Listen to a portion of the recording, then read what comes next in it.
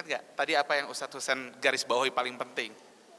Satu, tidak beriman orang Islam sama Muslim kalau tidak mencintai saudaranya sebagaimana mencintai dirinya sendiri. Tidak beriman loh, bukan imannya tidak sempurna. Jadi yang bisa masuk surga kan orang beriman ya Pak ya, Bu ya. Jadi kalau kita mau masuk surga, mau dinyatakan orang-orang yang beriman, harus mencintai saudaranya seperti mencintai diri sendiri. Yang kedua, usaha baru tawakal. Allah tidak akan memberikan rezeki kepada orang yang malas berusaha, tapi berusaha dulu baru tawakal.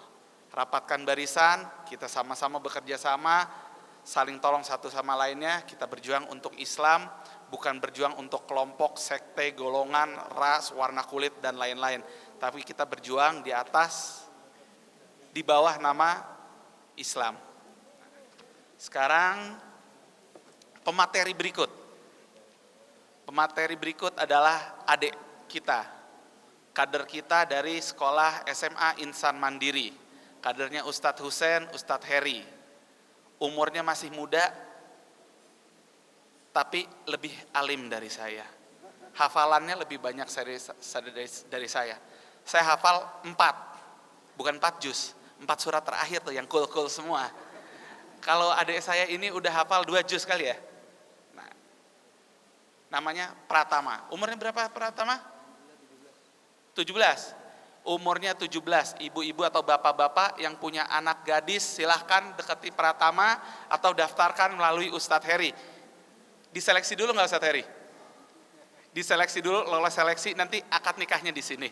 Ya Pratama, waktu dan tempat saya serahkan kepada Pratama. Silahkan, Fadol. Assalamualaikum warahmatullahi wabarakatuh. Ini bapak-bapaknya masih pada sepi, yang ibu-ibunya juga masih sepi, yang di pojok sana kayaknya lagi mikirin kopi. Jawab salam sekali lagi, mudah-mudahan yang jawab salam saya bisa pergi haji, amin. Amin. Assalamualaikum warahmatullahi wabarakatuh. Waalaikumsalam warahmatullahi wabarakatuh. Alhamdulillahirabbil alamin wa bihi nasta'in ala umurid dunya waddin wassalatu wassalam sayyidina Muhammadin wa ala alihi wa sahbihi ajmain, amma ba'du. Yang pertama-tama yang saya hormati Ustadz Heri Nurdi, yang saya hormati para jajaran asatis, yang mohon maaf tidak dapat saya sebutkan satu persatu, tapi tidak mengurangi rasa hormat dan takzim saya kepada beliau-beliau semua. Yang pertama-tama mari sama-sama kita panjatkan puja dan puji syukur kehadirat Allah yang maha ghafur, Allah yang maha luhur, sang pengatur yang tak pernah tidur dari ufuk barat hingga ke ufuk timur. Juga tak luput pula salawat bermahkotakan salam kepada baginda Nabi besar kita, Nabi yang tak perlu diganti-ganti, apalagi direformasi, apalagi direvolusi, walaupun tak pernah pakai dasi, walaupun tak pernah makan nasi, yaitu baginda Nabi besar kita, Nabi Muhammad sallallahu alaihi wasallam, yang dimana telah membawa umatnya minadh dhulumati illa nur au minadh dhalalati ilal huda, dari zaman kegelapan hingga ke zaman terang benderang seperti sekarang ini, dari zaman orang menyembah berhala sampai ke zaman orang menyembah Allah Subhanahu wa taala, dari zaman orang Arab jadi algojo sampai maraknya permainan Pokemon Go, dari zamannya orang menyembah batu sampai ke zaman rasil untuk Islam yang satu. Hadirin yang dirahmati Allah, berdirinya saya di sini bukan mau ceramah atau pidato, Bu, tapi berdirinya saya di sini yang insya Allah akan mengamalkan sedikit ilmu saya, di mana saya di pondok saya SMA IT Insan Mandiri diajarkan al ilmu bilal amalin kaf sajarin bila sajarin. Ilmu tanpa amalan bagaikan pohon tanpa buah. Jadi di sini insya Allah akan mengamalkan ilmu saya yang sedikit, yang singkat, padat, akurat, tepat, yang tidak akan sesat, yang berjudul tawadu. Ibu-ibu tahu tawadu, Bu? Tawadu bukan maksudnya tahu warna duit, tapi tawadu yang saya maksud sekarang adalah rendah hati. Kita harus rendah hati kepada siapapun saja, Bu. Mulai dari pejabat bisa, mulai dari ulama, rendah hati kepada ulama, rendah hati kepada orang tua, guru, semuanya kita rendah hati. Karena rendah hati ini sangat penting. Bahkan dahulu Rasul SAW pernah ditanya oleh sahabat, "Ya Rasulullah, ada berapa kaki onta?" Rasulullah enggak langsung marah, "Bahlul, kaki onta aja enggak tahu." Enggak. Tapi Rasulullah turun dari ontaknya, Rasulullah menghitung 1, 2, 3, 4. Ada 4 wahai sahabat. Tapi coba Bu, sekarang saya tanya ke bapak saya, "Pak, ban mobil ada berapa?" Mungkin saya udah enggak dianggap anak lagi sama bapak saya. Ban mobil aja enggak tahu. Maka dari itu kita penting untuk berperilaku tawadu, yaitu rendah hati. Karena kita harus mencontoh tukang parkir, Bu, Pak. Kenapa kita harus mencontoh tukang parkir? Kita bisa melihat tukang parkir punya mobil banyak, punya motor banyak, tapi tidak sombong. Karena dia tahu itu cuma titipan. Lahu ma fis samawati wa ma fil ard. Sungguh apa-apa yang ada di langit dan di bumi hanyalah milik Allah Subhanahu wa taala. Bahkan saya juga suka sering kesel ngelihat seorang pemuda, di mana kalau pemuda ini suka lebay ya. Ada pasangannya, dia berkata kepada pasangannya, "Kamu adalah milikku, aku adalah milikmu." Itu salah. Seharusnya kita berdua adalah milik Allah Subhanahu wa taala. Karena perilaku kita tawadu ini penting. Kita bisa melihat di Jakarta fenomena sekarang di mana umat yang mayoritas dipermainkan oleh umat yang minoritas. Ini adalah suatu kegagalan umat muslim karena kita terlalu sombong. Mentang-mentang umatnya kita mayoritas, tapi ujung-ujungnya mayoritas yang tidak mempunyai kuantitas yang hanya dipermainkan oleh umat yang minoritas. Na'udzubillah, summa na'udzubillah. Maka dari itu kita sebagai bangsa dan agama kita mempertahankan namanya agama kita, memilih pemimpin yang beriman. Karena kalau pemimpin yang sudah tidak beriman, ini susah, Bu. Naudzubillah, bahkan sekarang di Jakarta ini sudah banyak masjid-masjid yang diratakan dengan tanah. Sudah banyak masjid-masjid yang sudah digusur oleh pemerintah Jakarta. Naudzubillah, tsumma naudzubillah. Jadi sekiranya Bu, Pak, mari sama-sama kita tanamkan diri kita rasa tawadu, rendah hati, agar kita bisa menjadi umat yang bermanfaat bagi agama dan bangsa kita. Amin, amin ya rabbal alamin. Bu, Pak, mungkin segini saja ya, gak bisa lama-lama saya, karena masih banyak ustadz-ustadz setelahnya yang akan berbicara. Kurang lebihnya mohon dimaafkan. Sebelum saya tutup, Bu, Pak, boleh saya berpantun? Jalan-jalan ke Pelabuhan Ratu, jangan lupa beli kuali. Kalau mau cari menantu, cari yang bisa ngaji. Wabillahi taufiq wal hidayah. Assalamualaikum warahmatullahi wabarakatuh. Waalaikumsalam warahmatullahi wabarakatuh. Alhamdulillah, adik kita sudah ceramah. Semoga yang ceramah mendapatkan pahala yang berlimpah dan yang mendengarkan mendapatkan hidayah. Bisa juga saya, Ustaz Heri? Bisa saya, bisa. Nggak mau kalah saya. Alhamdulillah, ternyata nggak badan gede doang. Ustadz Heri, salah satu tamu kita udah datang di sini. Siapa? Omar.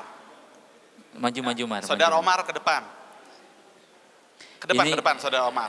Saya narik Ari tapi dia nggak mau ngomong Ari. Saudara Omar ke depan. Ibu-ibu, kalau yang dengar Rasil, pernah dengar nggak istilah Rasil Peduli? Jadi kita ngebantu ke daerah banjir. Kita ngasih bantuan sepatu, kita ngirim Quran, kita ngirim kemana-mana. Nah, komandannya Rasil Peduli adalah Omar. Pokoknya kalau yang susah-susah, saya dan Ustadz Heri serahkan kepada Omar. Saudara Omar silahkan ke depan, Omar. Silakan Omar. Sini Omar. Duduk di kursi gantiin Ustadz Husain. Nah sekarang udah lengkap Ustadz Heri. Ada Al. Saya dulu boleh nggak? Boleh. Silakan, biar saya cepat perginya. Jangan Ustadz Heri tinggal. Bismillahirrahmanirrahim. Sebelum Umar dan Al, saya juga sebetulnya sedang merayu Ari untuk ngomong. Tapi katanya Ari malu. Ibu, Bapak, saya mau mengulang ucap salam. Assalamualaikum warahmatullahi wabarakatuh. Saya mau ceramah gayanya kayak Tama, saya nggak bisa, Pak. Gayanya kan keren banget itu. Saya jadi mengingat Allah yarham Ustadz Zainuddin MZ. Jadi mudah-mudahan Allah merahmati anak-anak kita insya Allah. Mengangkat derajatnya insya Allah. Dan menjadikan Allahumma ja'alna apa Pak? Doa kita, Rabbana hablana min azwajina wa dzurriyyatina qurrata a'yun waj'alna. Jadi bukan hanya qurrata a'yun, tapi juga waj'alna lil muttaqina imama. Allah menjadikan anak-anak kita pemimpin orang-orang yang beriman. Bukan hanya pengikut orang-orang beriman, tapi didoakan untuk menjadi pemimpin orang-orang yang beriman. Alhamdulillah wassalatu wassalamu ala rasulillah la haula wala quwata illa billah. Bapak mau tanya boleh nggak Pak? Menumbuhkan jenggot ini, memelihara jenggot ini sunnah nggak? Sunnah, insya Allah. Senyum sunnah nggak?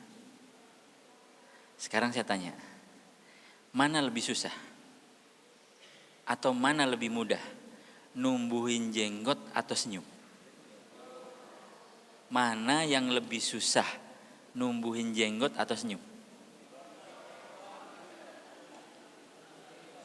Kalau yang nggak jenggot nggak bisa numbuh. Mana lebih mudah? Pertanyaan sekarang, mana lebih mudah? Mana lebih mudah? Numbuhin jenggot atau senyum yang ceria?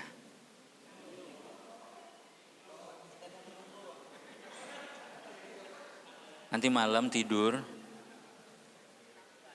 kasih minyak jelantah. Bangun tidur banyak nanti semut semua. Masirul muslimin rahimakumullah, para bapak, ayahanda yang saya hormati. Jenggot ini nggak usah dipelihara, dia numbuh. Kalau yang jenggotan.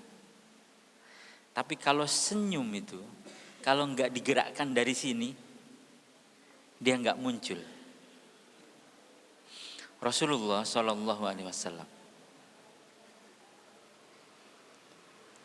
menurut saya beliau adalah laki-laki paling pedih hatinya. Rasulullah tuh mungkin barangkali adalah manusia paling sedih hatinya.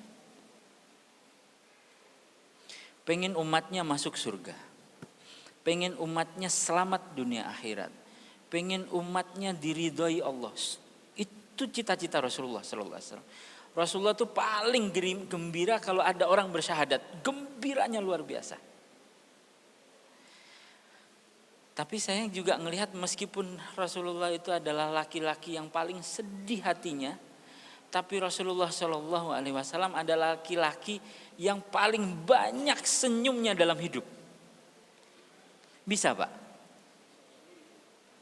Kita senyum sama saudara mulai hari ini Pak. Dulu di zaman Rasulullah ada 2 orang sahabat, masih remaja, namanya yang satu Abdullah ibnu Umar, berarti anaknya Sayyidina Umar, muhaddis, orang yang memahami hadis. Yang satu lagi namanya Abu Darda, 2 orang sahabat ini. Abdullah ibnu Umar itu Pak, kalau Rasulullah hari ini keluar rumah, rambutnya bersih, klimis, belah pinggir sebelah kanan, dia akan niru Rasulullah, rambutnya belah pinggir belah kanan. Kalau Rasulullah hari ini keluar rumah belah tengah ke belakang, dia akan niru belah tengah. Cara jalannya disamakan, cara berperilakunya disamakan. Kalau Rasulullah sender di pohon, Sayyidina Abdullah ibnu Umar tidak mau sender di pohon lain kecuali pohon yang disendari Rasulullah Sallallahu Alaihi Wasallam. Mirip cara jalannya, mirip cara ngomongnya.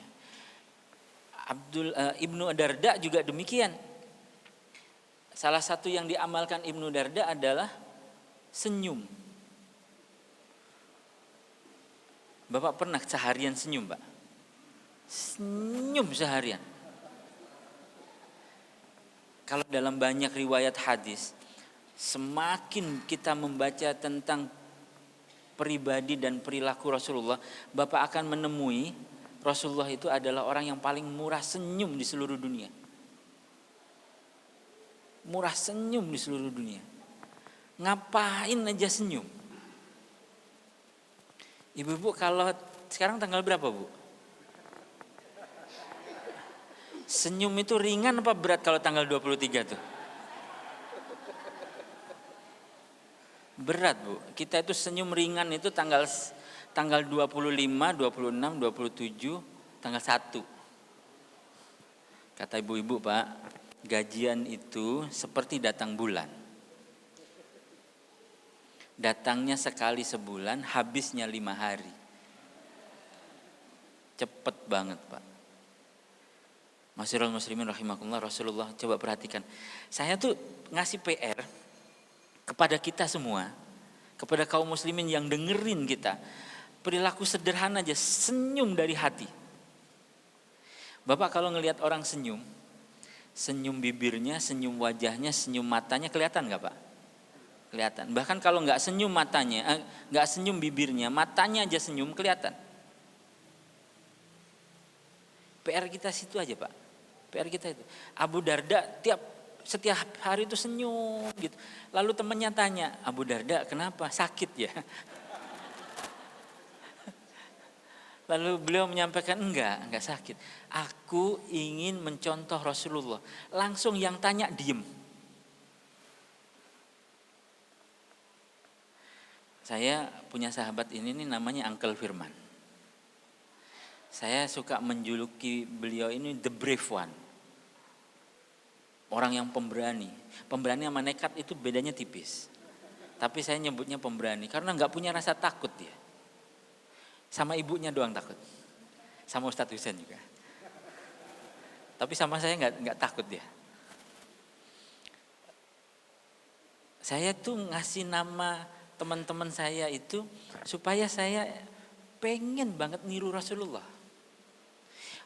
Coba Bu, perhatikan. Rasulullah memberi julukan Sayyidina Abu Bakar apa, Pak? As-Siddiq.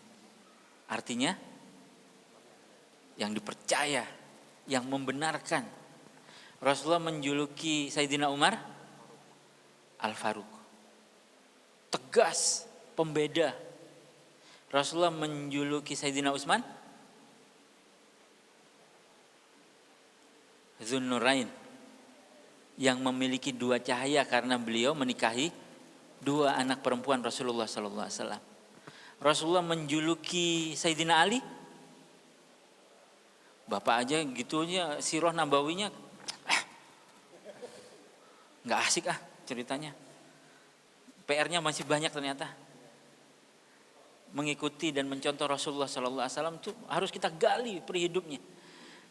Sayyidina Ali dijuluki oleh Rasulullah sebagai Babul Ilmi, pintu gerbangnya ilmu. Semua sahabat mendapatkan julukan.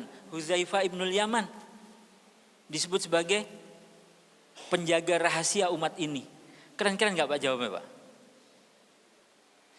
Rasulullah punya pedang, namanya apa, Pak? Zulfikar. Pedang ini diberikan kepada Sayyidina Ali sebagai hadiah. Rasulullah punya unta namanya Al-Qaswah. Rasulullah Bapak punya cermin di rumah, Pak?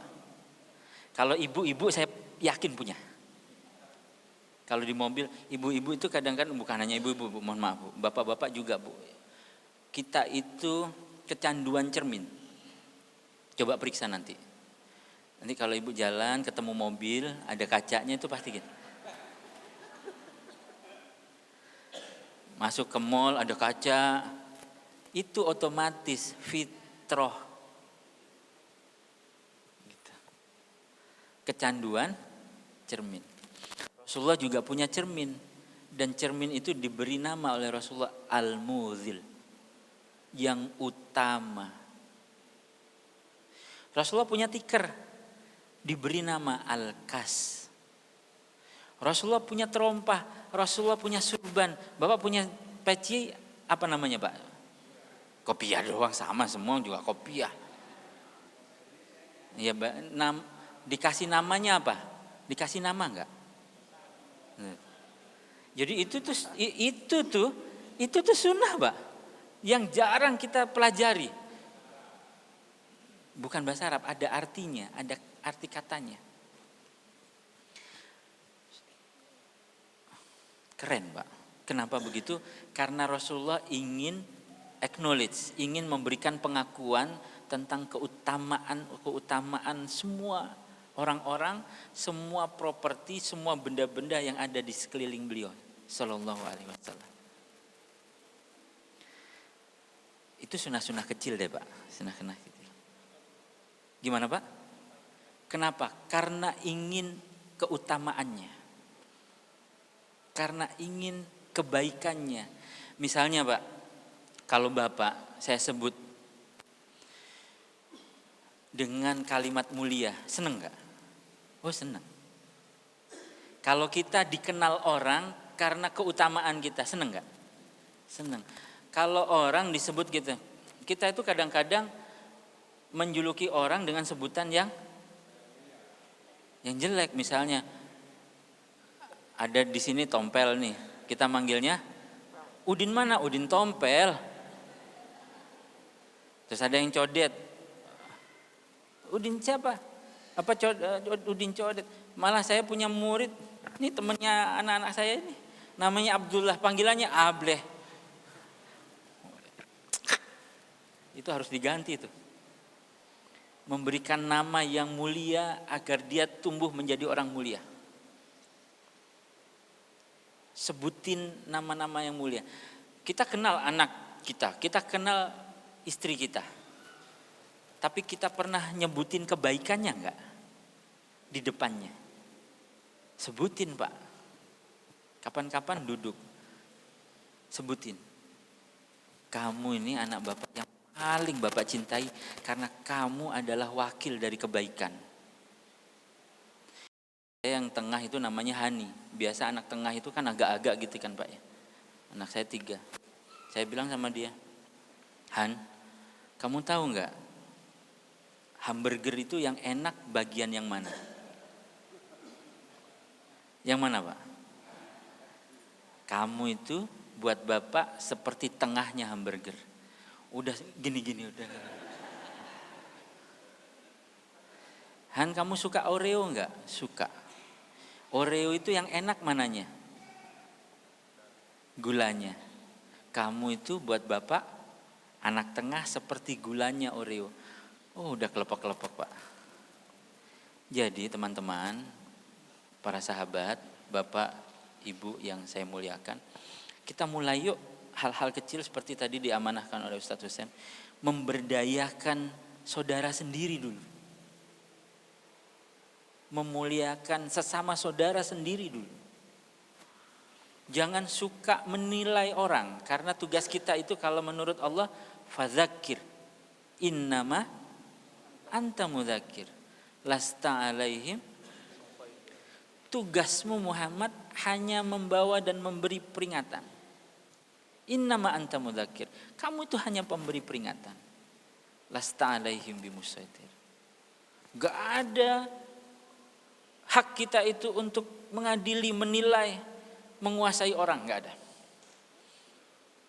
Membangun dan mengingatkan. Teman-teman saya yang hadir hari ini, ada Omar, ada Al. Al itu seperti gong Pak.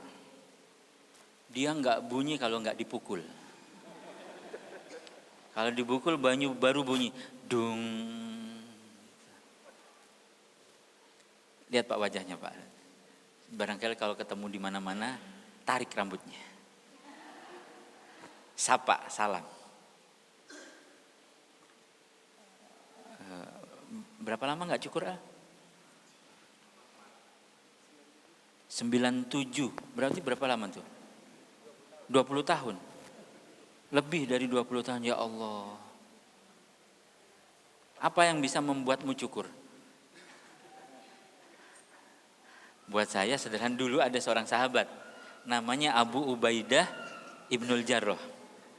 Abu Ubaidah Ibnul Jarrah ini mirip kayak bapak, Pak. Mirip kayak bapak. Beneran, gigi depannya nggak ada dua. Yang kelihatan kan dua aja, nggak apa-apa, Pak. Cuman giginya itu copot karena tugas yang mulia. Di zaman perang Uhud, Rasulullah itu kena panah pelipisnya. Tulang pipinya kena panah. Dan anak panahnya itu nancep. Dicabut susah. Ditarik susah. Sampai Abu Ubaidah Ibnul Jarrah menggigit anak panah. Yang copot bukan anak panahnya, giginya. Saking kuatnya anak panah itu nancep. Copot giginya satu. Digigit lagi, copot giginya dua. Jadi Abu Ubaidah Ibnul Jarrah adalah laki-laki yang giginya masuk dulu ke surga. Jadikan semua tubuh kita, jadikan semua hidup kita hanya berjalan dan tunduk taat di jalan Allah. Itu PR kita semua, Pak. Ila yaumil akhir. Mudah-mudahan husnul khotimah. Langkahnya di jalan Allah, tangannya di jalan Allah. Bahkan kalaupun copot giginya karena Allah. Keren, Pak. Masya Allah, tabarakallah, Bu. Ibu-ibu punya jilbab berapa di rumah, Bu? Banyak. Pernah ngitung? Cuman 3, Pak. 3 lemari. Bapak-bapak punya baju berapa di rumah? Punya sarung. Jadikan dia sebagai sarana dan jembatan kita mendapatkan ridho Allah. Semuanya. Saya tekan kepada Uncle Firman untuk ngobrol dengan alam dan Omar, menggali bukan ngajar ya, kita ngobrol kita ini ngobrol sharing, dan mudah-mudahan apa yang kita bahas ini, Pak, ini ada makanan minuman, itu ada ibu-ibu yang membantu Uti, terima kasih sudah bikin tahu bakso pagi-pagi. Ini keren. Ini yang dimaksud oleh Ustaz Husain sebagai umat berdaya untuk umat. Coba perhatikan. Tahunya beli di mana? Pasar. Yang jual orang pasar. Muslim? Muslim insya Allah. Pengusaha tahu? Muslim. Lihat rantainya. Sudah ada berapa rantai? Ada 4 rantai. Lontongnya? Bikin. Petani. Ujungnya petani. Ketemu rantainya, Pak? Dulu kita ini punya lebih dari 3.000 jenis beras. Tapi sekarang kita cuma punya kurang dari 30 jenis beras. Hilang. Semua orang dulu bilang Madura bahan makan pokoknya adalah jagung. Sekarang beras. Papua dulu sagu. Sekarang beras. Berasnya dari impor, Vietnam, Thailand, Brazil. Gandum. Ibu-ibu seneng pagi sarapan mie instan. Roti. Kita nanam gandum enggak? Enggak. Bisa enggak diganti singkong? Bisa. Kami kalau bapak-bapak berangkat dari jalan depan masuk ke silaturahim, ada lapangan sebelah kanan, Pak. Tumbuh pagar pohon singkong. Itu kami tanam, Pak. Pohon singkong itu kalau ditanamnya malang, melintang, maka dia akan mendapatkan akarnya, singkongnya. Tapi kalau ditanam begini, tegak lurus, yang dapat adalah daunnya. Masyarakat ngambil daunnya. Untuk sayur, untuk lalapan, ditumbuk, campur santan. Di Rasil ada air, Masyarakat semua ngambil air dari sini. Ketika semuanya, alhamdulillah Allah memberikan rezeki. Ketika semuanya kanan kiri kering, air di situ deras sekali. Ibu bapak datang ke sini tiba-tiba nemu air aqua. Wow, itu keren. Allah memberikan rezeki dan Allah memberikan rezeki yang memberi. Datang, saya memotivasi semua. Kalau ke sini jangan lambaian tangan. Kalau datang Jumat, setiap Ahad keempat, datang bawa jeruk meskipun cuma 2 biji. Salaman kanan kiri sebelum datang pengajian, buka bersama, bagi. Kalau datang ke sini bawa minyak wangi sebotol kecil, sebelum mulai keliling, oles-oles. Bisa enggak? Sebelum ke sini mampir ATM, ambil segebok.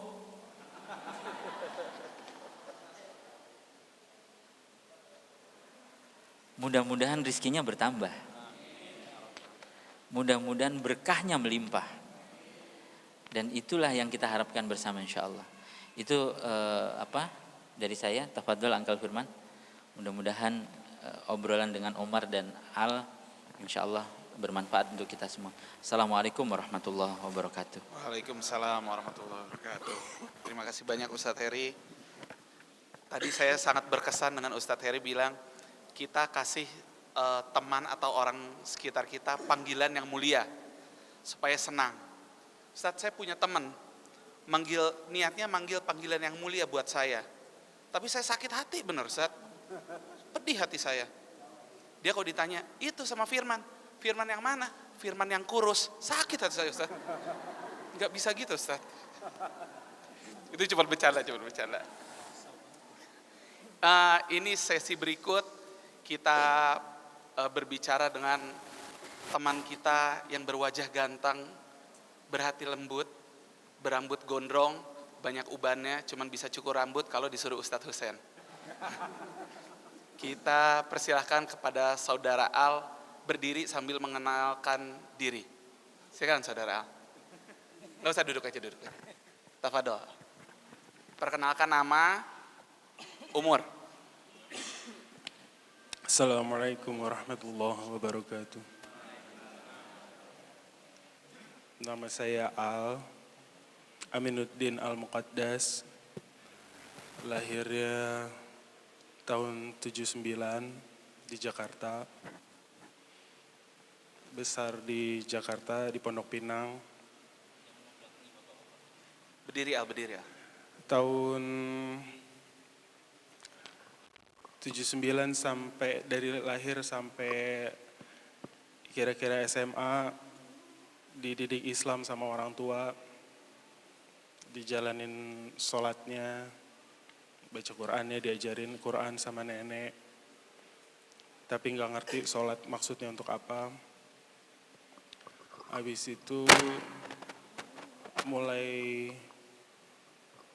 punya faham-faham sendiri, mikir-mikir sendiri di umur-umur 20 tahun. Mulai cari-cari Islam, mulai kelihatan banyak aliran-aliran Islam. Habis itu mulai bingung mau pilih yang mana. Karena nggak ada dasarnya sama sekali, nggak ngerti, nggak punya guru, nggak punya siapa-siapa, cuma ikut ngaji sini, ikut ngaji situ gitu.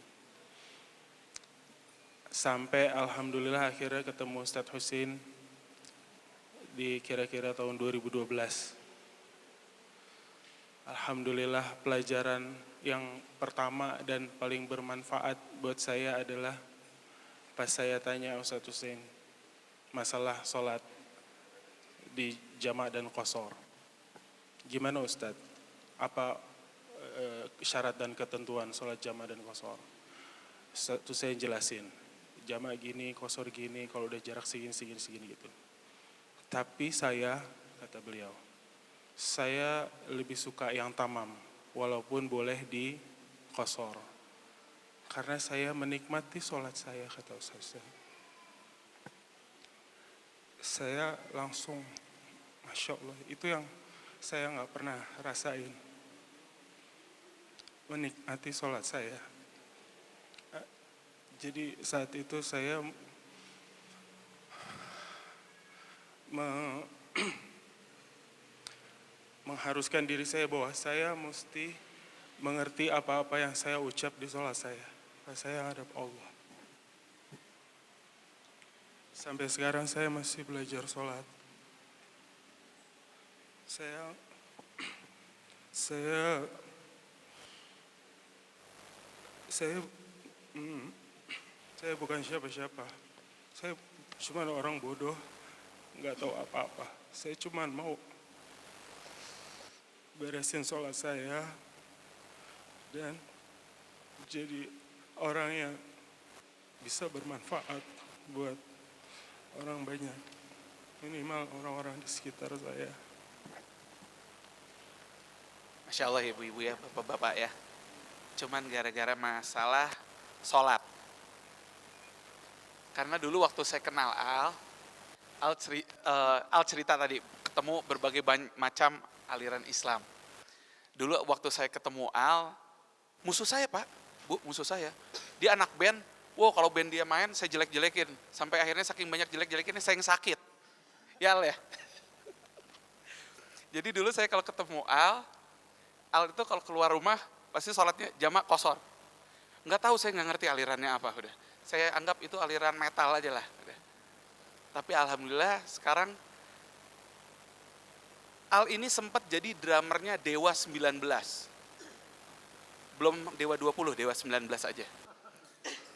Tapi alhamdulillah Al ini menjadi guru ngaji untuk anak-anak kecil. Beberapa anak-anak metal yang tadinya mau ngaji tapi malu, Al yang ngajarin Pak, Bu. Murid-murid, Al juga yang ngajarin. Sampai pernah suatu waktu, dia mengajarkan ngaji di masjid di daerah Bintaro, tiba-tiba marbotnya ngusir. Al tidak dibolehkan mengajar ngaji di situ lagi. Karena katanya, mungkin karena penampilannya gondrong, pakai kaos, ngajar ngaji. Kebetulan yang pengurus masjid saya kenal Ustaz. Itu gondrong, jenggotan, ngajarnya itu kan sesat banget itu. Permintaan Al ke saya cuma satu begini, nelpon saya dengan nada yang nangis kayak tadi, nggak tahu nangis pura-pura apa bohongan saya nggak tahu. Tapi kita anggap nangis beneran. Dia cuma bilang, Man, tolong usahain gua supaya boleh tetap ngajar ngaji di sini. Gue nggak minta dibayar, gue udah terlalu cinta sama anak-anak yang ada di sini. Katanya murid-muridnya ada yang anak preman gitu ya Al ya, ada anak pelacur, ada anak yang nggak jelas, ada yang bagian bapak, ada yang anak yang palanya bagian bapak si A, tangannya bagian bapak si B. Gak ada gitu. Oh nggak ada ya. Al cuma memohon saya, tolong Fir usahain supaya gue tetap boleh ngajar ngaji di situ. Gue udah terlalu cinta sama. Padahal nggak kenal Al. Anak-anak itu nggak kenal, baru kenal. Itu yang tadi Ustadz Husain bilang ya, mencintai orang lain sebagaimana kita mencintai diri sendiri. Padahal belajar sholat benarnya baru tahun 2012. Karena gini, kan hari Sabtu. Kan melangkakin bapak-bapak. Mas. Kan hari Jumat. Sini, tengah. Tengah. Ibu-ibu pengen lihat, ganteng loh Bu, beneran Bu, ganteng. Sini sayang. Iya. Kan kalau nggak salah hari Jumat tuh Ustadz Heri sama Omar ke masjid Nanjar. Habis itu Omar telepon, Bang, ini ada anak-anak mau belajar ngaji nggak ada gurunya. Ayo gitu kan. Terus hari Sabtu saya datang, langsung ngajar dikenalin sama Omar. Habis itu, jadi gimana nih ngaji setiap Senin sampai Sabtu, hari Minggu aja libur gitu kan. Ya udah. Habis itu udah deh, hari Sabtu masih Omar yang ngajar, saya cuma ngeliatin doang. Habis itu hari Sabtu pulang, terus nungguin tuh kayak ini kayak waktu pacaran dulu. Ini nungguin Senin lama banget. Nungguin Senin, habis itu aduh masih hari Minggu, nungguin Senin.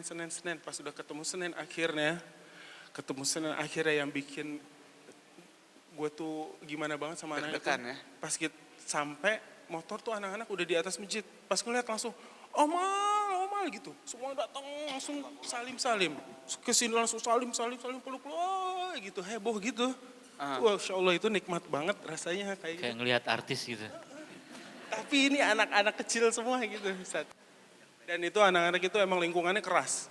Banyak premanisme di situ, banyak ada beberapa titik-titik pelacuran. Ada anak yatim yang saya tanya, si Rani namanya Rani, ayahnya kenapa meninggalnya? Dibacok kepalanya gitu. Terus ada juga yang ibu kerjanya apa, itu suka di warung itu malam-malam gitu. Jadi kasihan banget ya anak-anak ini. Dan mereka mau belajarnya semangat banget. Beberapa anak dari mereka. Sempat sampai di angka 80 sampai 100 anak yang ngaji kemarin di situ. Tapi 80-100 anak sendiri gurunya. iya, enggak dibantu sama Wahyu yang jaga Wahyu. masjid sana. Kalau sendiri enggak dapat. Satu hari itu. Setiap maksudnya? Ya, satu hari 80, Iya. satu hari 80. Iya, heeh. Tapi akhirnya tersaring, ada beberapa yang ngaji cuma seru-seruan doang. Sampai sekarang yang bertahan paling sekitar 20 anak lah. Yang dari dulu masih awet gitu. Ada satu kata-kata Al yang tadi menurut saya menarik. Pada saat datang ketemu murid-muridnya, hatinya senang banget. Kayak ketemu artis. Jadi bahagia memberi, berbagi. Memberi itu nggak hanya materi. Rezeki itu nggak hanya materi. Terkadang ilmu itu melebihi materi. Bahagia banget ya Al ya, ngajian ilmu.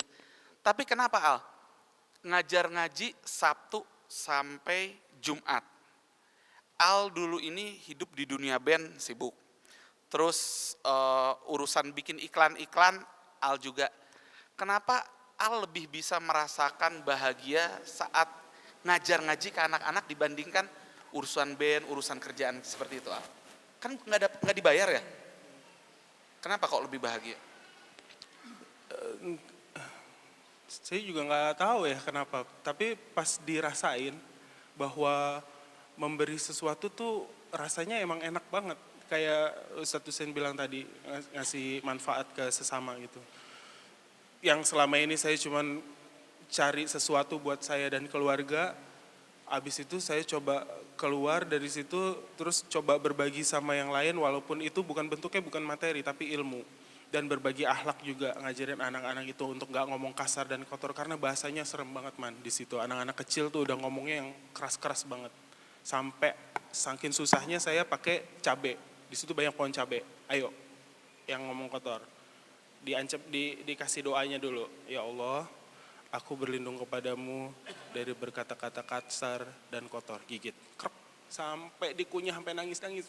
Pedes gitu. Tapi alhamdulillah efektif. Sekarang udah nggak ada yang ngomong-ngomong gitu, yang kotor-kotor. Alhamdulillah. Gimana tuh Ustadz Heri? Nggak komen udah. No comment. Komen aja. Oke, kita beralih dulu ke saudara saya yang bernama Omar Saputra. Omar Saputra ini kenal saya tahun 2012. Bareng. Omar Al kenal saya tahun 2012. Setelah berlangsung perkenalan Omar dengan Al, saya paling sebel kalau dapat WhatsApp dan telepon dari Omar hari Sabtu. Karena dia gini, Bang, lagi di mana lo? Saya bilang, di rumah. Bang, gue lagi di kampung ini nih. Kampung ini banyak banget orang miskinnya, butuh bantuan ini. Kapan kita turun ke sini, Bang? Dia pasti kalau Sabtu, WhatsApp saya atau nelfon saya seperti itu. Kapan kita turun ke sini, Bang? Apa yang bisa kita bantu, Bang? Bisa nggak kita ngasih Al-Quran, ngasih ini? Saya bilang, jaraknya di mana? Oh, jaraknya ya lumayan sih, Bang. Kalau dari Jakarta kira-kira 4 jam lah untuk jalan mobil terakhir. Habis itu kita harus jalan kaki 4 kilo. Ya saya pas, kalau gitu kalau disuruh jalan kaki 4 kilo, saya bilang, saya support kebutuhan lo, selebihnya lo turun sendiri. Nah mungkin saudara Omar silahkan berbagi sedikit, ceritakan jati diri Mas Omar. Mas Omar nih sebelum kenal saya, sebelum tercerahkan saya, bukan tercerahkan saya sebetulnya, sebelum ngaji sama Ustadz Hussein, dulunya bandel juga ya Mas Omar ya? Dikit. Dia hidupnya seperti kelelawar, lebih banyak di malam hari dibanding di pagi hari. Entah apa yang dilakukan itu, wallahu alam. Meskipun Omar ngaku dikit, saya tahu banyaknya. Ya Omar, silakan, saya persilakan waktu dan tempat pada Omar untuk berbagi sharingnya. Bismillahirrahmanirrahim. Assalamualaikum warahmatullahi wabarakatuh. Eh, Alhamdulillah hari ini bisa berkumpul sama bapak-bapak, ibu-ibu sekalian yang saya hormati, Ustadz Heri Nurdi, Uncle Firman, dan salah satu kalau bisa dibilang ini abang saya, Bang Al sama Bang Iman. Luar biasa orang-orang ini di sebelah kiri dan sebelah kanan saya karena banyak banget perjuangan yang kita jalanin bareng-bareng. Kalau mau sharing sedikit, tadi Al cerita dididik dari awal basicnya, alhamdulillah sudah diajarin dengan base Islam yang bagus. Kalau misalnya saya ngelihat ke belakang dulu di keluarga, saya adalah termasuk salah satu anak yang luar biasa bandelnya kalau dibilang. Kalau tadi saya bilang sedikit, ya dikit aja yang diceritain, jangan banyak-banyak. Saya mau sharing pengalaman, salah satu pengalaman. Kalau bisa dibilang luar biasa bandelnya, kenapa? Pernah satu hari, ini ada satu kejadian buat saya sampai saya ingat sampai sekarang. Justru kalau saya sama ibu saya ketemu ngobrolin ini, kita berdua tuh ketawa bareng-bareng. Saya dulu itu suka banget bolos sekolah, Pak. Saya tuh dulu suka banget bolos sekolah. Bahkan pernah saya sampai 40 hari itu nggak sekolah, tapi tetap bisa naik kelas. Itu ya saya luar biasa sih, saya juga bingung gitu. Ya cuma ya mungkin emang mesti jalannya gitu. Dulu satu hari saya ingat banget, hari Senin, saya bilang sama ibu saya, jalan ke sekolah nih, Om Firman. Jalan ke sekolah, sampai sekolah sengaja jalannya ditelat-telatin. Jalannya ditelat-telatin, akhirnya sampai sekolah telat, nggak boleh masuk, akhirnya suruh pulang. Oke, suruh pulang, habis itu biasa kita mampir ke warnet, zaman dulu masih zamannya Counter Strike sama baru masuk Dota kalau nggak salah. Itu udah full kita main di warnet, sampai siang tiba-tiba, dulu saya SMA udah dikasih handphone sama ibu saya. Ada telepon dari ibu telepon. Pas saya angkat, Assalamualaikum, Pak, Waalaikumsalam. Kamu lagi di mana, Dek? Sambil mindik gitu di bawah kolong meja. Iya nih lagi di kelas, nanti aja telepon lagi ya gitu. Ya langsung dimatiin gitu kan. Udah gitu, ibu saya nelpon lagi. Aduh, sengaja gak saya angkat. Nelpon lagi gak saya angkat, sampai 3 kali gak saya angkat. Akhirnya, ibu saya SMS. SMS cuma bilang gini, kamu ke ruang BP aja, mama lagi di ruang BP. Itu saya seharian matiin handphone, pulang jam 10 malam, tapi itu ditungguin sama ibu saya. Ditungguin sama ibu saya di rumah, saat itu bapak saya masih ada, coba bapak saya udah istilahnya, udah terserah lu deh, lu mau ngapain gitu kan. Kayaknya udah pusing banget, ibu saya udah nungguin di depan rumah, saya pulang akhirnya jam 10. Ibu saya pas saya pulang, Assalamualaikum, saya ngarepin nyampe rumah, orang rumah udah tidur. Saya datang, ternyata masih pada nungguin. Di situ ada ibu saya, ada abang saya. Saya pulang, saya diem aja. Saya salaman, udah selesai salaman. Duduk dulu sebentar, kata ibu saya gitu. Enggak marah, Pak. Enggak langsung, ini gimana anak gini. Enggak marah. Cuma simple. Ibu saya ngambil dari belakang, naruh pisau di depan. Dia bilang, kalau masih mau begini, kamu tusuk saya aja. Gak ada gunanya saya ngedidik kamu kalau misalnya kamu kayak gini. Itu, wah luar biasa banget, saya di malam itu udah nangis apa segala macam. Tapi tahannya cuma 2 minggu, Pak. Habis itu 2 minggu kemudian cabut sekolah lagi udah. Ya itu salah satunya. Salah satu inilah cerita buat experience buat bapak-bapak kalau misalnya bisa tahu aja. Nah terkait dengan yang Uncle Firman tadi bilang, kenapa bisa banyak Hobi belusukan sebenarnya saya diajarinnya ini, wah ini Ustadz Heri ini luar biasa, ini belusukannya kemana-mana dan nggak pernah nginfo kalau misalnya jalan ke sini nggak pernah nginfo. Jadi kalau hobi belusukan sebenarnya passion sih Pak.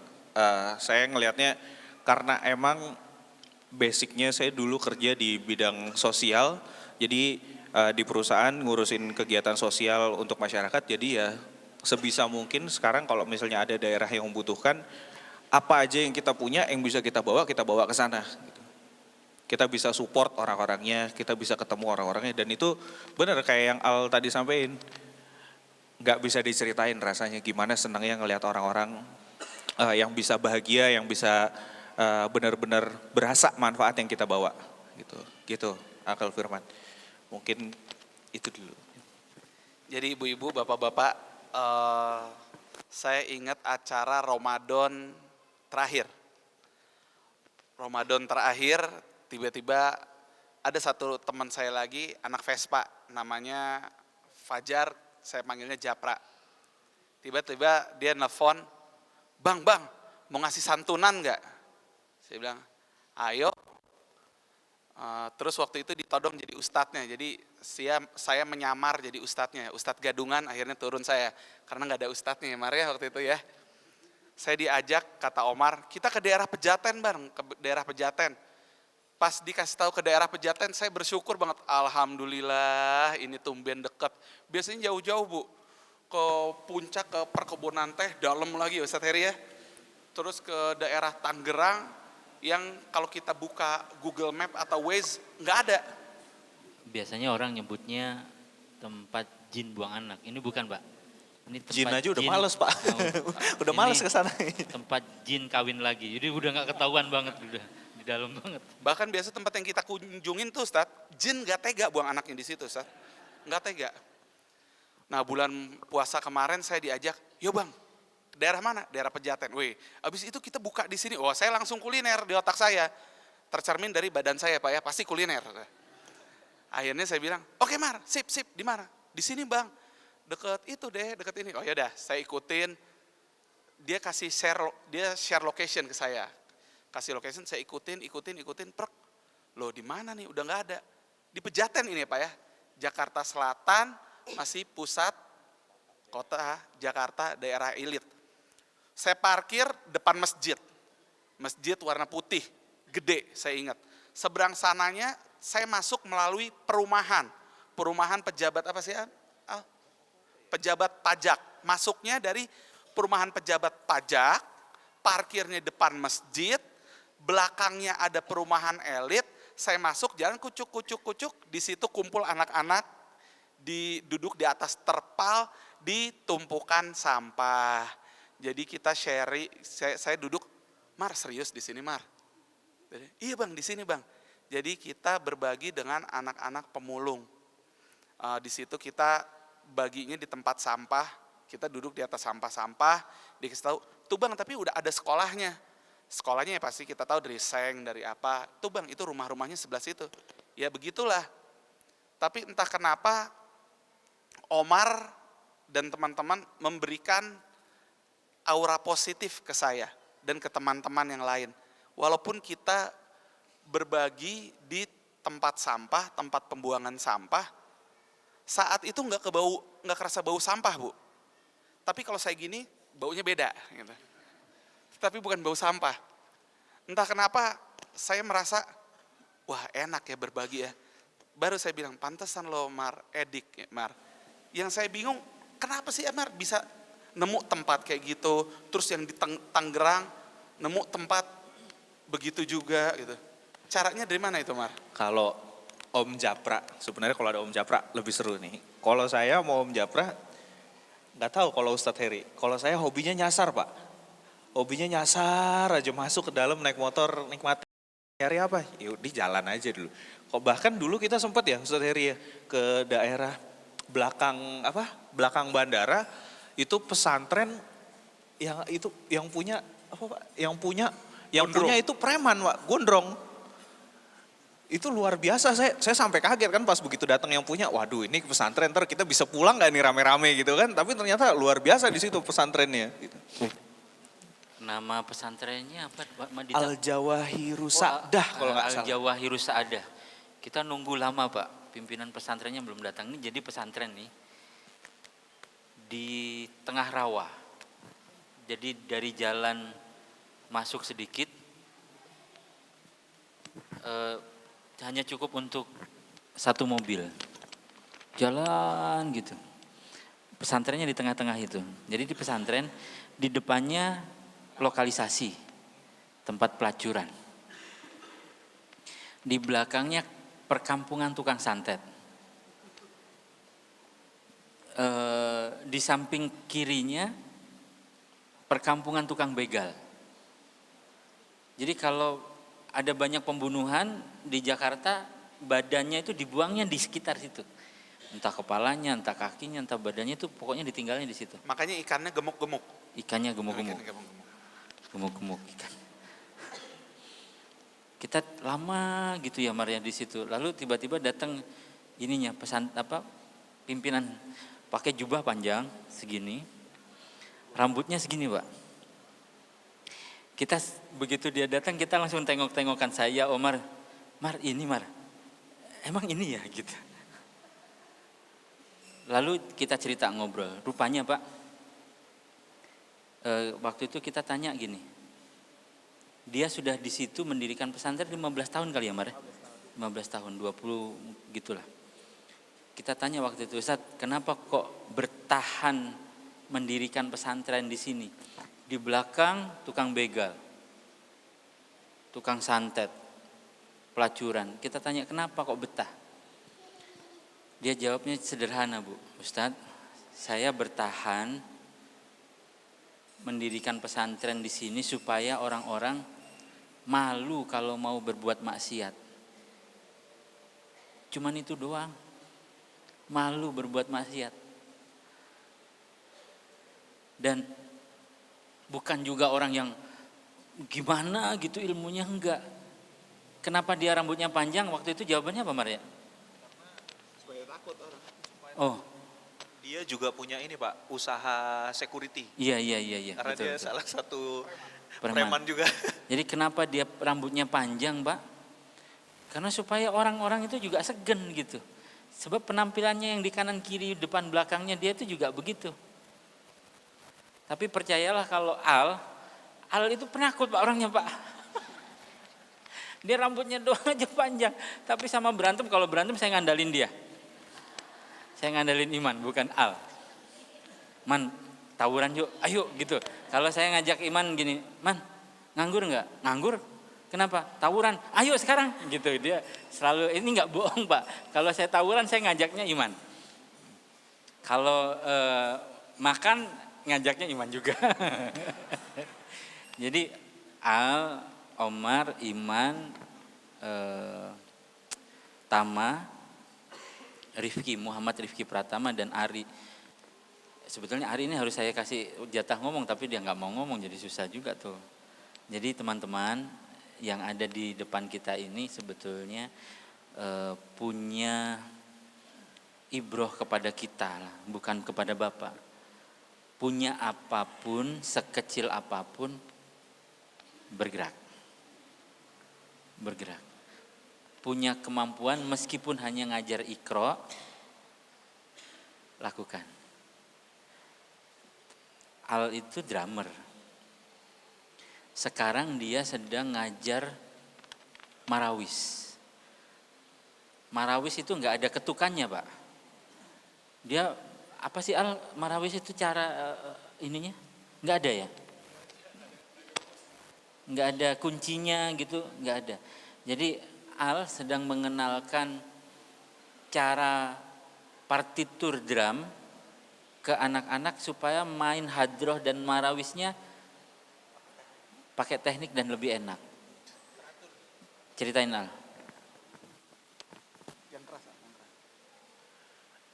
Iya, pas saya mulai berkutat di Masjid Najar, mulailah ketemu sama remaja-remajanya. Jadi yang tadinya baca Iqra itu anak-anak kecil, terus mulai datangnya ibu-ibu yang remaja-remaja yang terakhir. Akhirnya pada berani, tadinya takut, malu.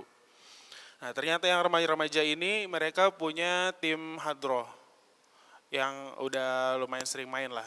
Mereka biasa bawain syair-syairnya Habib Umar bin Hafiz, Maulid Adia Ulami namanya. Terus saya coba mau tahu gimana sih ini nama alat ini apa, ini bassnya, katanya ini masternya, ini tumbuknya. Terus saya pengen tahu, karena saya sedikit tahu tentang ketukan karena saya main drum, jadi saya pengen tahu ini gimana ya caranya, cara main lagunya gimana.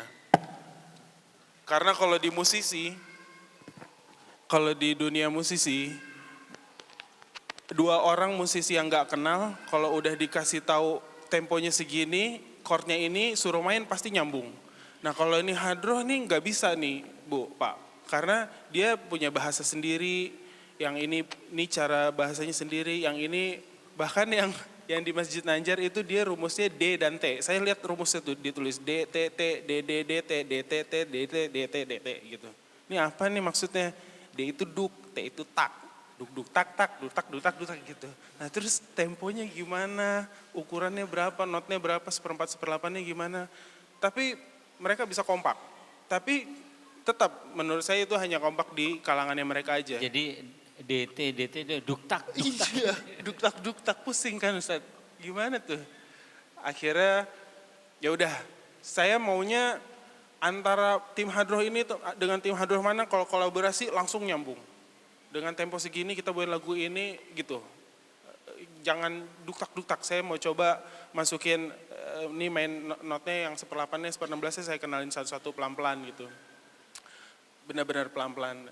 Masih dalam pembimbingan Ustadz, nggak gampang karena emang butuh ngerti banget. Karena si main musik itu kan butuh penjiwaan. Kalau dia masih awal-awal belajar teorinya, dia masih belum ada tuh sambil main sambil baca, masih kosong gitu ngejiwainnya. Jadi dia masih ada 2 tahap, dia mesti belajar bacanya sampai dia udah oke, udah luar kepala, baru dia bisa mulai menjiwai apa yang dia mainin, baru udah mulai enak. Jadi perjalanannya agak panjang. Omar dan Al ini pernah kami utus untuk ngirim sepatu bekas, Pak. Kita ngumpulin sepatu ratusan, kita kirim ke wilayah Sukabumi bagian mana ya, Mar? Cidahu, Pak. Cidahu. Boleh Omar ceritakan untuk ini ngumpulin sepatu bekas doang, Pak? Sepatu Jadi bekas doang. dulu saya sama Ustadz Heri sama teman-teman semua sempat kita masih berjalan programnya namanya sedekah sepatu sekolah, kalau bapak-bapak dan ibu-ibu tahu. Ada yang project untuk sepatu baru, ada juga program sepatu bekas. Sepatu bekas itu luar biasa ya Ustadz ngumpulinnya ya Pak. Ada yang ngasihnya, ada yang bekas masih bisa layak pakai, ada yang bekas sudah bolong-bolong, yang jempolnya udah kelihatan, ada yang bekas baunya luar biasa Pak. Tapi Uti itu ibunya Mbak Tias, istrinya Ustadz Heri, itu nyuciin semua sepatu-sepatu bekas yang ada dikumpul di Ustadz Heri Pak. Itu luar biasa sekali kalau misalnya kita lihat. Jumlahnya, wah udah ratusan bahkan sampai ribuan Ustadz ya, itu dicuci satu-satu. Nah kenapa bisa perjalanan ke Sukabumi, di Sukabumi itu ada salah satu pesantren, kebetulan saya, Al sama Mas Fajar, Mas Japra ke sana. Itu memang kita awalnya udah cerita, Pak kita punya kondisi sepatu banyak, ini kalau misalnya anak-anak membutuhkan ya udah Pak siap katanya. Kita jalan ke sana, lokasinya nggak terlalu jauh dari Jalan Raya Sukabumi Pak, itu di dalam, cuma memang pesantrennya keren. Kalau kita lihat itu di bawahnya di perbukitan gitu, itu di kaki Gunung Salak. Kalau Bapak tahu dulu kecelakaan pesawat Sukhoi yang dari Rusia, itu lokasinya dekat situ. Jadi belakangnya gunung dan juga Masya Allah anak-anaknya luar biasa dan Ustadz yang punya, saya lupa namanya, Ustadz Saifuddin luar biasa tawadu orangnya Pak gitu. Dia cerita sama saya nih, saya ini kerjaannya cuma tukang jahit Pak. Saya ini kerjaannya cuma tukang konveksi, belanja bahan di Tanah Abang, ngirimin ke sini, habis itu saya lempar lagi. Kita tahu kalau misal konveksi, kadang ada, kadang enggak. Cuma saya lillahi ta'ala aja, saya berani diriin pesantren, saya dibilang itu ada, jadi dia pernah cerita itu ada tanah sekian ratus meter gini. Ya udah Pak, besok saya beli. Dia cuma bilang gitu aja pas dicerita ke saya. Pas saya bilang, terus Pak duitnya gimana? Enggak, saya nggak tahu, Allah aja udah ngasih kalau kita niat untuk buat pesantren. Alhamdulillah sekarang jadi itu pesantren dari SD, SMP, SMA. Bahkan lengkap semua fasilitas di situ, luar biasa, ada komputernya, ada yang lain-lainnya gitu, dan itu luar biasa buat saya dengan modal insya Allah kalau misalnya Allah kasih izin pasti semuanya jalan. Dan itu saya banyak banget selama perjalanan itu ketemu orang-orang yang keren, orang-orang yang luar biasa perjuangannya. Salah satunya adalah Pak Mistah namanya, kebetulan beliau sekarang sedang sakit. saya nggak tahu sakitnya apa, itu kebetulan saya jalan dengan teman-teman Kampung Sarjana. Teman-teman Kampung Sarjana itu adalah mereka ini kumpulan mahasiswa Universitas Negeri Jakarta. Mereka ada sekitar 15 orang, itu mereka punya daerah binaan, jadi di atas bukit Pak, daerah binaannya. Jadi kalau kita nyetir dari sini, itu kurang lebih 3 jam, arah Cilengsi, Jonggol, habis itu berhenti, habis itu kita naik jalan kaki ke atas bukit, itu kurang lebih 2 jam. Jadi total perjalanan 5 jam sampai atas. Saya pernah bawa sepatu sama teman-teman TWG, sama teman-teman Teachers Working Groups ke atas sana. Itu pengalamannya luar biasa Pak. Kita naik ke atas dalam benar-benar kita nggak tahu medan. Kita naik aja ke atas bareng ibu. Kebetulan TWG ini isinya kebanyakan ibu-ibu. Yang lakinya itu cuma 3 orang kalau misalnya itu. Pak Heri, Pak Umbah, sama waktu itu ada saya. Cuma Pak Heri waktu itu nggak bisa ikut karena ada kesibukan yang lain. Jadi saya sama Pak Umbah dengan teman-teman TWG yang perempuan. Kita naik ke atas, kita bawa sepatu dari bawah naik ojek ke atas. Kita naik ke atas lama-lama 2 jam. Sampai di atas itu jam 1 siang. Kita bilang, pas sampai di atas, anak-anak di atas itu udah ngumpul semua nungguin kita ternyata. Karena apa? Kita bilang kita mau ajak mereka main.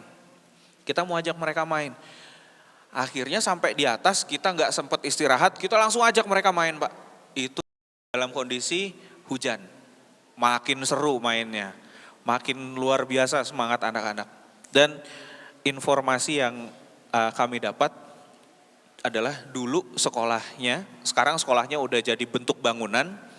Dulu sekolahnya itu mereka sekolah, atasnya dipakai buat sekolah, di bawahnya buat kandang kambing Pak. Tapi anak-anaknya sekarang alhamdulillah sudah ada program tahfiz di sana dan baru diberikan beasiswa. Ada beberapa anak-anak yang udah di pesantren. Dan Bapak bisa bayangkan dari satu kampung yang baru SMP, ya generasi yang sekarang ini, satu generasi yang sekarang ini. Dulu-dulunya nggak ada, maksimal sampai SD kelas 3. Habis itu udah selesai, udah bantu orang tuanya untuk cari makan. Gitu. Dan Uncle Firman. Terima kasih banyak Mas Omar, terima kasih banyak Mas Al. Semoga kebaikan Mas Al, Mas Omar, Ustadz Heri semua diberikan balasan yang setimpal oleh Allah Subhanahu wa taala. Ibu-ibu, bapak-bapak, berhubung waktu sudah mendekati jam 11. Kalau ibu-ibu ada yang mau sharing, saya kasih waktu sharing. Bapak-bapak mau sharing, monggo silahkan. Mau nanya, silahkan nanya ke Ustadz Heri saja. Lewat telepon, nggak terima pertanyaan. Ada ibu-ibu atau bapak-bapak yang mau sharing? Kalau nggak ada, saya mau minta tolong satu hal, boleh nggak Pak?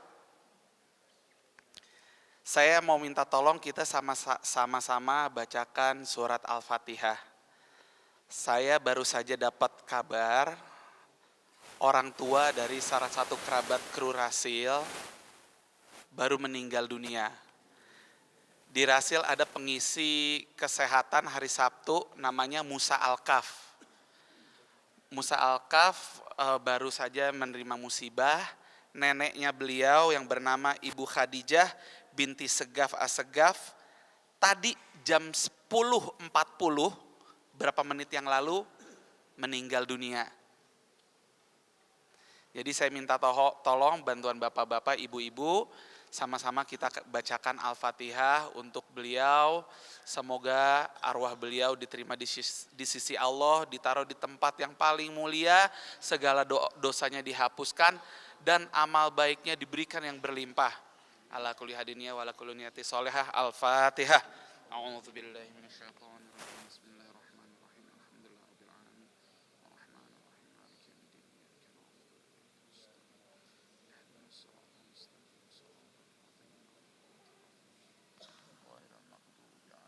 Maliki yaumiddin. Ustadz Heri silakan menutup acara Ustadz Heri. Jazakumullah Bapak dan Ibu yang dirahmati Allah. Alhamdulillah pertemuan kita kami cukupkan sampai di sini. Insya Allah mohon diingat setiap Ahad minggu ke-4 kami mengundang dan menunggu Bapak dan Ibu untuk sama-sama belajar di sini. Sama rutinnya datang bersama kita mengaji dulu. surat Ar-Rahman, Al-Ikhlas, Al-Falaq, An-Nas, baru kemudian kita sharing ilmu-ilmu yang bisa kita bagi bersama. Mudah-mudahan yang kecil diamalkan dan menjadi amal jariah untuk semuanya. Mudah-mudahan yang kecil bisa dijadikan bekal untuk bertemu dan menghadap Allah Subhanahu wa taala. Mudah-mudahan kita diberikan kesempatan untuk berterima kasih kepada Rasulullah SAW, bertemu beliau dan mengucapkan terima kasih karena telah mengajari kita semua bagaimana cara beribadah dan beramal soleh dengan baik dan benar. Dan terakhir, mudah-mudahan Allah memberikan derajat yang mulia kepada Bapak dan Ibu yang sudah hadir di sini, insyaallah. Terima kasih Rifki Pratama, terima kasih Ari yang insyaallah Ari baru duduk di sini bulan depan. Semalam nih anak-anak baru pulang dari rumah saya jam setengah 11 ya. Nyampe rumah itu kalau Bapak main ke rumah saya, temboknya dicoret-coret semua Pak, tulis-tulisin, tapi saya senang. Mudah-mudahan ada sesuatu yang kita bangun dengan coretan-coretan itu, yaitu kenangan baik dan ilmu yang bermanfaat. Jazakumullah khairan ahsanal jaza. Kita tutup dengan doa kafaratul majelis. Subhanakallahumma bihamdika asyhadu an la ilaha astaghfiruka wa atubu ilaik. Ruangan ini ketika Bapak dan Ibu datang bersih, jadi mohon bantuan untuk mengangkat dan membersihkan ruangan dari